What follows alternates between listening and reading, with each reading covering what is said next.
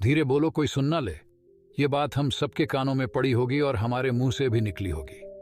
लेकिन सोचने की बात यह है कि ये वाक्य कब कब हमारे मुंह से निकलता है और कब कब हमारे कानों में पड़ता है, क्योंकि ऐसे कम ही गुप्त राज होते हैं जो हम दूसरों के कानों में पड़ने नहीं देना चाहते। अक्सर परिवार में अशांति का कारण हम स्वयं ही होते हैं। हम इस बात को देख पाए भले ना देख पाए, पर यह असल सत्य है, क्योंकि जाने अनजाने मूर्खतावश हम खुद ही अपनी वो बातें दूसरों को बता देते हैं जो हमें कभी नहीं बतानी चाहिए। और वही बातें जो जाने अनजाने में हमने किसी दूसरे के सामने बता दी थी, वही हमारे दुख का कारण बन जाता है, वही हमारे झगड़े का कारण बन जाता है। और फिर बाद में हमें पछतावा होता है कि मुझे ये बात किसी को बतानी नहीं चाहिए थी। मेरी ही गलती हुई कि मैंने जाने अनजाने में ये बात सभी को बता दी। इसीलिए आज की जो बौद्ध कहानी मैं आपको सुनाने वाला हूँ, उसे सुनने के बाद आपको ऐसी बातें पता चलेंगी जो आपको कभी किसी को नहीं बतानी। ये जो 7 बातें हैं जो आपको किसी को नहीं बतानी, क्यों नहीं बतानी, इसके पीछे का तर्क भी मैं आपको दूंगा। और इन 7 बातों के अलावा अगर आपको लगता है कि कोई बात ऐसी है जो मुझसे छूट गई या मैं नहीं बता पाया, तो कमेंट सेक्शन में ज़रूर बताना। इससे पहले कि आप इस बौद्ध कहानी में खो जाए, उससे पहले आप अपने चैनल वीएन मोटिवेशन जर्नी को सब्सक्राइब ज़रूर कर लें। तो चलिए कहानी शुरू करते हैं। एक समय की बात है, एक नगर में रोहन नाम का एक युवक रहता था। वो युवक बहुत गरीब था। 2 वक्त की दाल रोटी भी बड़ी मुश्किल से उसको नसीब होती थी। किसी काम की तलाश में दिन रात खोज करने पर भी उसे कोई काम नहीं मिल रहा था। फिर एक दिन उसने अपनी पत्नी के सामने अपनी सारी समस्या बता दी। उसने अपनी पत्नी को कहा कि मैं जिस जगह भी काम मांगने के लिए जाता हूँ, तो हर कोई मुझे यह कहकर काम नहीं देता कि हमारे यहाँ काम की ज़रूरत नहीं है। मैं काम की तलाश कर करके थक चुका हूँ। मुझे समझ नहीं आता कि मैं तुम लोगों का पेट कैसे भरूंगा, अपने बच्चों को कैसे पालूंगा, और ये चिंता मुझे दिन रात खाए जा रही है। ये सुनकर उसकी पत्नी ने कुछ सोचकर कहा कि तुम एक आदमी के पास एक बार ही काम मांगने के लिए जाते हो, और जब वो काम नहीं देता तो तुम 2 बार उसके पास जाते तक नहीं हो। अगर तुम्हें उनसे काम लेना है तो तुम्हें हमदर्दी जतानी होगी, तुम्हें उनसे हमदर्दी हासिल करनी होगी, अपनी गरीबी दिखानी होगी, ताकि वो लोग तुम्हारी मजबूरी समझकर तुम्हें काम पर रख लें। इसीलिए शर्म मत करो, उन्हें अपनी मजबूरी बताओ, अपनी गरीबी बताओ, और इसी उपाय से तुम काम पा सकते हो। ये बात रोहन के मस्तिष्क में बैठ गई और अगले दिन काम मांगने के लिए वो उसी सेठ के पास जा पहुंचा जहां पर वो पिछले दिन काम मांगने के लिए गया था। लेकिन इस बार उसने हाथ जोड़कर उस सेठ से प्रार्थना की, उससे विनती की कि वो बहुत गरीब है और उसे काम की बहुत आवश्यकता है। वो जो कुछ भी उसे देंगे उसमें संतुष्ट हो जाएगा, पर कृपया करके मुझे अपने यहाँ काम पर रख लें। उसकी ये हालत देखकर उस सेठ ने उसे अपने यहाँ काम पर रख लिया। वो रोज वहां पर काम पर जाने लगा। अंदर ही अंदर वो खुश तो था कि उसे काम तो मिला, लेकिन उसे वेतन दूसरे लोगों से कम मिलता था। वही काम जो दूसरे लोग कर रहे थे, उन्हें ज्यादा वेतन मिल रहा था और इसे कम वेतन मिल रहा था। जब इस बारे में उसने अपने सेठ से कहा तो सेठ ने कहा कि देखो भाई, तुम्हें काम की जरूरत थी, मैंने तुम्हें काम दिया, मेरा धन्यवाद करने की बजाय तुम मुझसे शिकायत कर रहे हो। यह सुनकर रोहन वहीं पर चुप हो गया।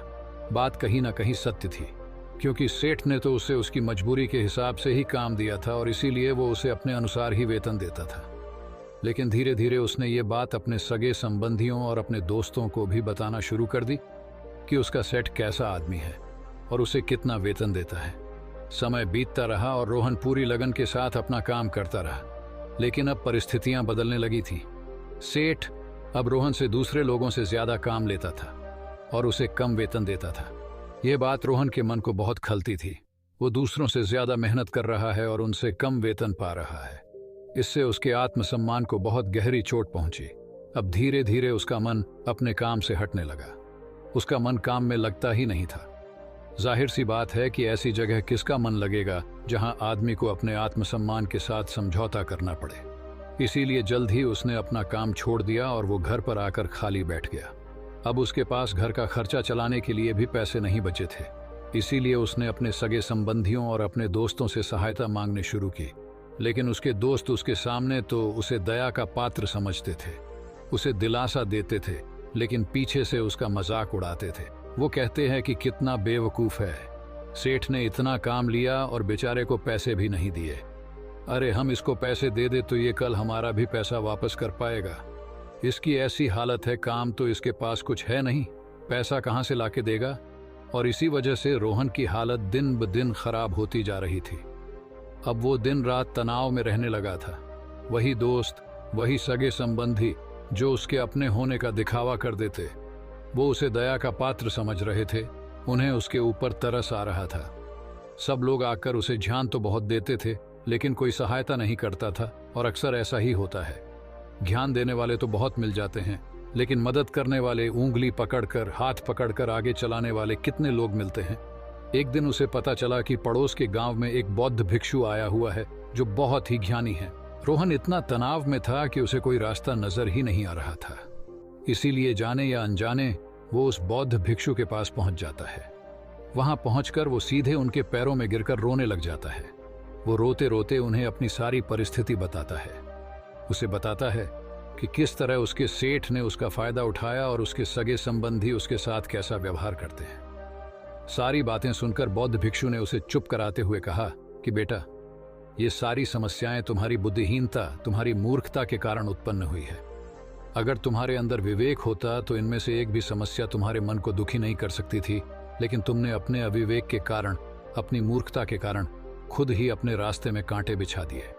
आज मैं तुम्हें 7 बातें बता रहा हूं जो भूलकर भी किसी को मत बताना, और इन बातों का अनुसरण करते हुए तुम बाहर से मिलने वाले दुखों को दूर कर ही सकते हो जो बेवजह दुनिया की वजह से तुम्हारे अंदर पनपते हैं।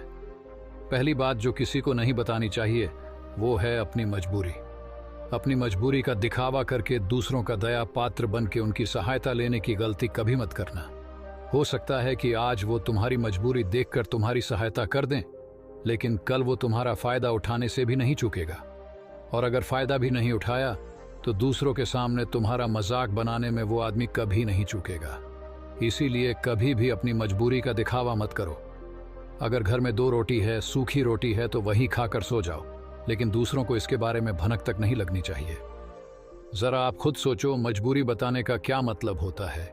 एक इंसान का या तो वह दूसरों से सहानुभूति हासिल करना चाहता है या उनसे कोई आर्थिक मदद चाहता है, लेकिन अगर दोनों ही परिस्थितियां आप देखें तो दूसरा आदमी आपका फायदा उठाने से नहीं चूकेगा, और अगर वो फायदा नहीं भी उठाएगा तो अपनी नजर में तो वो आपको मूर्ख ही समझेगा, बेवकूफ समझेगा, और दूसरों के सामने आपका मजाक तो जरूर बनाएगा। इसीलिए अपनी मजबूरी के बारे में कभी किसी को मत बताना। दूसरी बात जो किसी को भी नहीं बतानी चाहिए वो है अपनी अतीत की गलतियां और भविष्य की रणनीतियां। जरा सोचो कि अगर हम अपने अतीत की गलतियां किसी दूसरे को बताते हैं तो उसका क्या प्रभाव होगा। वो गलतियां ठीक तो नहीं की जा सकती, जाहिर है, तो उन्हें बताने का क्या मतलब रह जाता है। आप अपने अंधेरे पक्ष को खुद दुनिया के सामने बता रहे हो, खुद अपनी गलतियां दूसरों के सामने बता रहे हो। इससे उस आदमी की नज़र में आपका एक चरित्र गठित हो जाएगा और वो भविष्य में हमेशा आपको उसी नजरिए से देखेगा। इसीलिए किसी भी आदमी की नज़र में अपना चरित्र गठित मत होने दो।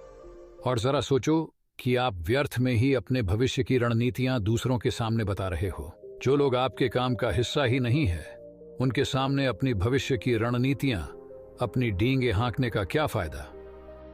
वो लोग आपकी सहायता तो नहीं करेंगे, लेकिन आपकी भविष्य की रणनीतियों में बाधा जरूर बन सकते हैं। आप खुद अपने विवेक का इस्तेमाल करिए और सोचिए कि आपके साथ भी ऐसा हुआ है कि आपने अपनी भविष्य की रणनीति किसी को बताई हो और वो कामयाब ही ना हुई हो।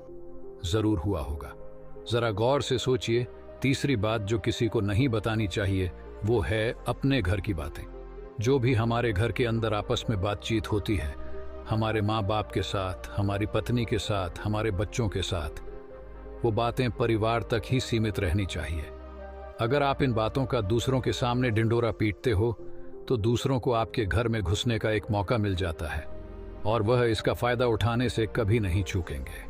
वो आपके परिवार के सदस्यों को आपसे दूर लेकर जाने की कोशिश करेंगे। अक्सर ऐसा होता है, हम समाज में देखते हैं कि हम अपने घर के झगड़ों को कम करने के लिए उन झगड़ों को अपने पड़ोसियों और दूसरे सगे संबंधियों को बता देते हैं, लेकिन इससे आपको सहायता कभी नहीं मिली होगी, बल्कि आपके घर के लड़ाई झगड़े और ज्यादा बढ़ गए होंगे और वो जाहिर है वो बढ़ेंगे। अगर आप अपने माँ बाप की बात दूसरों को बताएंगे तो आपके माँ बाप को बुरा लगेगा ही कि हमारा बेटा हमसे बताए बगैर दूसरों को ये बातें बता रहा है। इसीलिए अपने घर की बातें और अपने घर की लड़ाई झगड़े किसी के सामने मत बताना। चौथी बात जो मैं आपको बताने जा रहा हूँ, जो किसी को नहीं बतानी चाहिए, वो सुनने पर बहुत अजीब लग सकती है, लेकिन उसका सत्य भी मैं आपको एक तर्क के माध्यम से दूंगा। मैं कहता हूँ कि अपनी आमदनी किसी को मत बताना। अब अपनी आमदनी न बताने के पीछे क्या मतलब हो सकता है? जरा सोचिए कि आप अपनी आमदनी अपने दोस्तों को बता देते हैं, तो जब आपके दोस्तों को जरूरत पड़ेगी तो वो सिर्फ आपको ही याद करेंगे, क्योंकि उनको पता है कि अगर आपकी आमदनी ज्यादा अच्छी है तो आप ही उनकी मदद कर सकते हैं, और इसीलिए ज्यादा लोग आपसे सहायता मांगेंगे।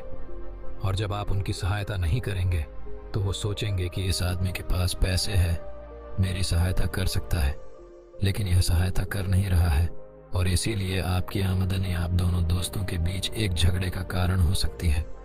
कम आमदनी होगी तो लोग मजाक उड़ाएंगे, और ज्यादा होगी तो सहायता मांगेंगे, तो अपनी आमदनी बताने का कोई मतलब नहीं है। पांचवी बात जो मैं आपको बताने वाला हूँ उसे आप गांठ बांध लेना और किसी को ये बात मत बताना। अपनी कमजोरियां और अपनी ताकत अक्सर इंसान को पता नहीं होता है कि उसकी कमजोरी या उसकी ताकत क्या है, लेकिन अगर आपको अपनी कमजोरी और अपनी ताकत पता है तो पहली बात तो आप बहुत ही बुद्धिमान आदमी हैं, और दूसरी बात कि आपको ये बातें किसी से साझा नहीं करनी है, क्योंकि अगर आपकी कमजोरियां दूसरों को पता चल गई तो वो आपकी कमजोरियों का फायदा उठाएंगे, और अगर आपकी ताकत पता चल गई तो वही ताकत आपकी कमजोरी बन जाएगी, क्योंकि वो ताकत दूसरे आदमी को पता है और वो ताकत की कार्ड भी ढूंढ ही लेगा। अपनी कमजोरी और अपनी ताकत अपनी पत्नी या अपने पति को भी नहीं बतानी चाहिए, क्योंकि इसके बाद आपको घर में उनसे हमेशा दबके रहना पड़ेगा। अगली बात जो किसी को नहीं बतानी चाहिए वो है अपने मित्र और अपने शत्रु। आप अपने मित्रों के बारे में अगर दूसरे लोगों को बताएंगे तो वह आपके मित्रों के साथ अपनी घनिष्ठता बनाकर आपको धोखा दिलवा सकते हैं, आपके गहरे मित्रों को आपसे दूर करने का प्रयास कर सकते हैं। अक्सर आम आदमी ऐसा नहीं करता, लेकिन आपके दुश्मन ऐसा करने की कोशिश कर सकते हैं, और दूसरी तरफ आपके शत्रु का भी किसी को नहीं पता लगना चाहिए, क्योंकि आज जो आपका मित्र है अगर कल वो आपका दुश्मन हो गया तो वो आपके दुश्मन के साथ ही मिलकर आपको परास्त कर सकता है, आपको धोखा दे सकता है। इसीलिए अपने सबसे अच्छे दोस्तों को भी अपने दुश्मन के बारे में कभी मत बताना। अगली और आखिरी बात कहना चाहता हूँ कि जब तुम दान करते हो तो दान के बारे में भी किसी को मत बताना, नहीं तो दान करना व्यर्थ हो जाता है, बेकार हो जाता है।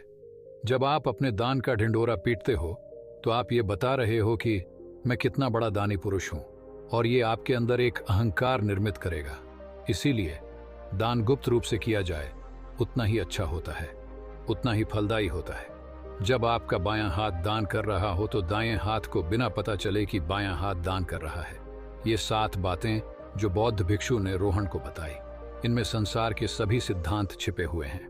इन बातों का अनुसरण करते हुए आप अपने घर में सुख शांति बना सकते हैं और घर के झगड़े हमेशा के लिए दूर कर सकते हैं। आप इन बातों के बारे में अपने विवेक से भी सोचेंगे तो आपको ये बातें सच मालूम पड़ेगी। हमारा कहानी सुनाने का मकसद यही है कि आपका विवेक जागृत हो।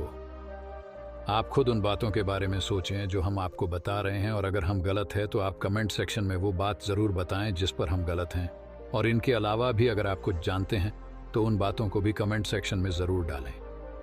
तो दोस्तों, कैसी लगी आपको ये कहानी? कमेंट सेक्शन में ज़रूर बताना। तो मिलते हैं अगली कहानी में। तब तक के लिए आप अपना ख्याल रखना और हमेशा मुस्कुराते रहना। धन्यवाद।